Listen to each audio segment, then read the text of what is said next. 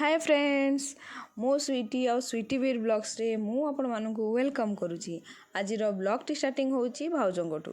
भाउज एठी सकाळ सकाळ बस जाइछंती तांकर दही बरा खाइबा पई। आ एपटे देखे तो बड़ बो एठी साग बाछुची।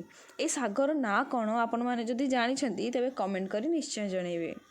तापरे मु आसी एठी टिके चॉकलेट खाइबा पई। चॉकलेट खाई खाई मुझे देखुची जे बापा कौन कौन सब पनीपरिया आनी आ मो बो ये पनीपरिया सबको सजेकी रखुची। जिते भी पनीपरिया सब पनीपरिया ठू बेस्ट मो पाई कंचा कदली भजा जोटा कि बहुत टेस्टी लगे। आउ शीत दिन आसला माने सबु बेले आम घरे फूलकोबी अवेलेबल थाए। आउ भाउज शोईकी एठी एबे एप्पल खाउछंती।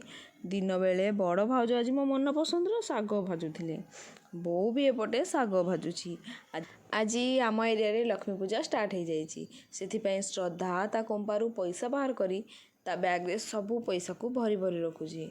आउ भाउज फूलकोबी को एठी बाछिकी भल भाबे काटुछंती। मु आसी ए फूलकोबी को एबे भल भाबे धोई देइछि। तापर मु ए फूलकोबी को एबे भाजुची। कोबी भजा सरलाठू मु टिके आस जाइछि एठी भात खाइबाकू।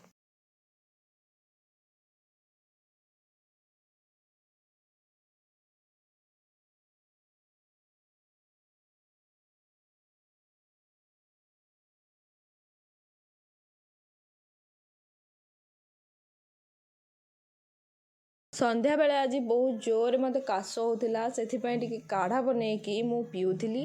आ किछि समय पर राति रे भाउजंकर मोर एठी पखाल खाई। आपण मानकु जदि वीडियोटी भल लगी थाए तेबे प्लीज लाइक शेयर और सब्सक्राइब कर देबे। Thank you for watching.